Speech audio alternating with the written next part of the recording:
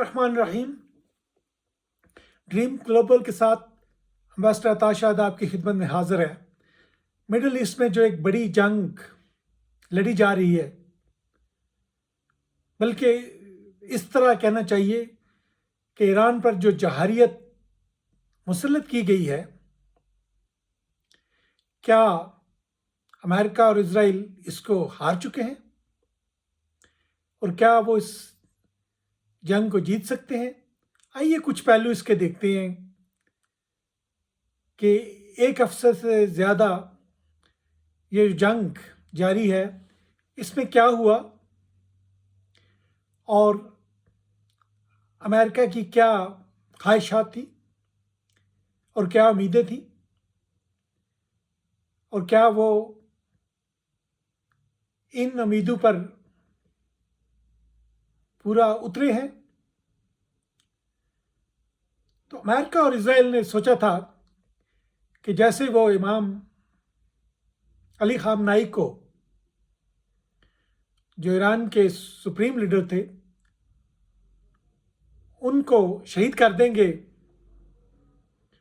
تو اسے بڑا خلا پڑے گا۔ اس میں تو کوئی شک نہیں کہ یہ ایک بڑا خلا ضرور ان کی عادت میں آیا، لیکن لگتا ایسے ہے کہ ایرانی قوم تیار تھی۔ پورا ایک ہفتہ کی بمباری کے باوجود وہ وہاں کا جو نظام ہے اس کو تباہ و برباد کرنے میں ناکام رہے ہیں۔ اس کے برعکس ایران نے نہ صرف اسرائیل پر حملے کی ہیں اور وہاں پر مالی اور جانی نقصان ہوا ہے، بلکہ اس کے علاوہ انہوں نے ان کے آئرن ڈوم کو بھی کافی نقصان پہنچایا ہے۔ اور لگتا یہ ہے کہ اب جو ان کا ملٹیپل لیئر سسٹم تھا وہ کوئی زیادہ کامیاب نہیں رہا، اور ایران انہیں خاطر خواہ نقصان پہنچانے میں کامیاب رہا ہے۔ اسی طرح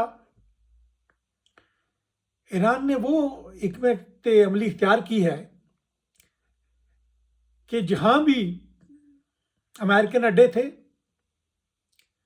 ہاں وہ کویت ہو، بحرین ہو، یو اے ای ہو، وہاں پر اس نے حملے کیے ہیں، اور ان حملوں سے اس نے دو مقاصد حاصل کیے ہیں۔ ایک کہ انہوں نے اڈوں کو نقصان پہنچایا ہے، دوسرا اس نے وہاں جو رڈار سسٹم تھے، جس کو آپ یہ سمجھ سکتے ہیں کہ وہ امریکہ کی آنکھیں تھیں، جس سے وہ دیکھ رہا تھا کہ ایران میں کیا ہو رہا ہے اور ایران میں کہاں پہ اس نے اٹیک کرنا ہے اور ایران کی طرف سے کیا آ رہا ہے، تو انہوں نے ان رڈار سسٹم کو بھی خاطر خواہ نقصان پہنچایا ہے۔ تیسرا انہوں نے یہ کیا ہے کہ جو ان ممالک کے انرجی سٹرکچر یا جہاں پہ ریفائنریز ہیں، ہاں وہ سعودی عرب ہے یا بحرین ہے، تو اس نے ان کے انرجی انفراسٹرکچر کو بھی نقصان پہنچانے کی کوشش کی ہے اور خاطر خواہ نقصان پہنچایا بھی ہے، جس سے پوری دنیا میں ایک افراتفری پھیل گئی ہے، تیل کی قیمتیں شوٹ کر گئی ہیں، اور ایک ہفتے کے اندر اندر ہی اس وار کے خلاف پوری دنیا میں آوازیں اٹھنا شروع ہو گئی ہیں۔ اگرچہ یہ جب وار کا آغاز ہوا تھا تو اس وقت بھی اس کو کوئی زیادہ حمایت حاصل نہیں تھی، صرف آپ نے دیکھا ہوگا کہ ریپبلکن نے اس کو حمایت کیا اور ڈیموکریٹس جو ہے شروع سے اس کے مخالف تھے، اور دنیا کے تمام ممالک نے اس وار کو انلیگل قرار دیا. تو اب میری نظر میں اگر آپ اپنے مقاصد حل نہیں کر رہے یا مقاصد آپ حاصل نہیں کر رہے تو پھر یہ آپ جو جنگ ہے یہ آپ جیت نہیں رہے.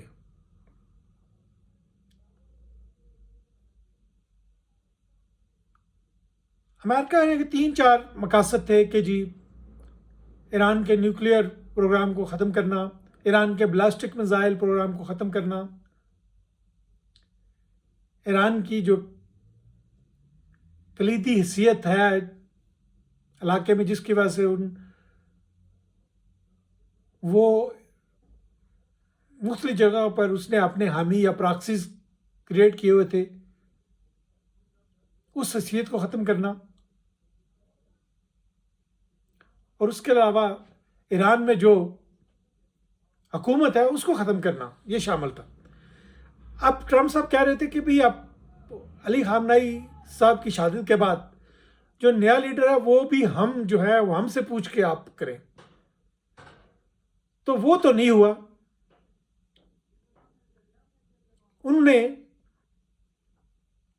علی خامنئی کے فرزند مجتبی خامنئی صاحب کو اپنا لیڈر منتخب کر لیا ہے. وہ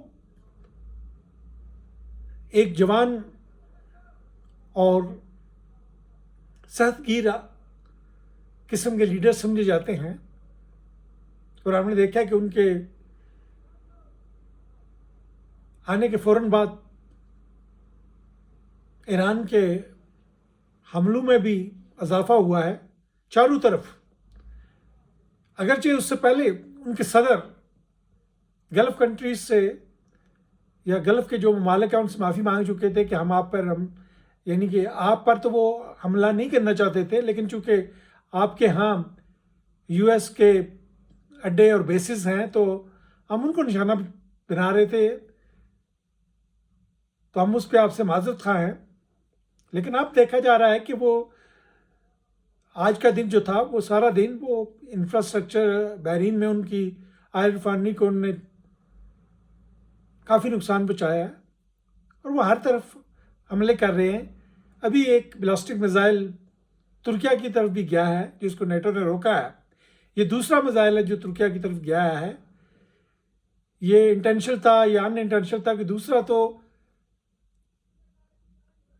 ایسے نہیں ہو سکتا کہ وہ کسی ایکسیڈنٹ کی وجہ سے چلا گیا ہو.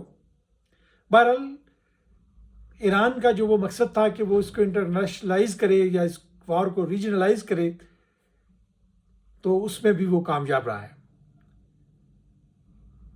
تو اب اگر ہم اس کا خلاصہ کریں تو امریکہ نے جو اپنے مقاصد جو اہداف تھے ابھی تک وہ حاصل نہیں کر پایا، اور دوسرے نمبر پہ وہ جو حکومت کی تبدیلی تھی وہاں پہ اپنا یعنی کہ پسندیدہ قسم کا لیڈر لانے کی جو ان کی کوشش تھی وہ بھی ناکام ہو گئی. تیسرے نمبر پہ وار کی مخالفت جو ہے وہ امریکہ کے اندر اور امریکہ کے باہر زور و شور سے جاری ہے. اور چوتھے نمبر پہ ایران اسرائیل اور گلف کے کنٹریز میں کافی نقصان پہنچانے میں کامیاب رہا ہے. ایران کے ان حملوں کی وجہ سے اور آبنائے ہرموز کو کنٹرول کرنے کی وجہ سے تیل کی قیمتیں اور باقی اشیاء کی قیمتوں میں اضافہ شروع ہو گیا. اس کے اثرات ہم بھی پاکستان میں محسوس کر رہے ہیں. تو ان وجوہات کی بنا پر، اور اگر آپ پیچھے ہسٹری میں افغانستان کی جنگ اور عراق کی جنگ دیکھیں تو مجھے نہیں لگتا کہ ٹرمپ صاحب یا نیتن یاہو اپنے کوئی مقاصد حاصل کرنے میں کامیاب ہوں. وہ ایران میں تباہی تو ضرور پھیلا دیں گے، اس میں کوئی شک نہیں کہ ان کے پاس دنیا کی پاورفل ترین ٹیکنالوجی ہے، پاورفل فوجیں ہیں. وہ نقصان تو پہنچا رہے ہیں اور پہنچائیں گے، لیکن ابھی تک ایران نے اس نقصان کو سسٹین کیا ہے اور جوابی وار بھی کیے ہیں جو کافی افیکٹو ہوئے ہیں. تو لگتا یہی ہے کہ یہ وار اب کچھ دن اور چلے گی اور پروبیبلی اب ٹرمپ صاحب کوئی ایگزٹ اسٹریٹجی جو ہے اس کی تلاش میں ہے. اور ہمیں بعض ذرائع سے یہ بھی معلوم ہوا ہے کہ وہ بیک ڈور سے ایران کی جو نئی قیادت ہے کوششیں کر رہے ہیں کہ وہ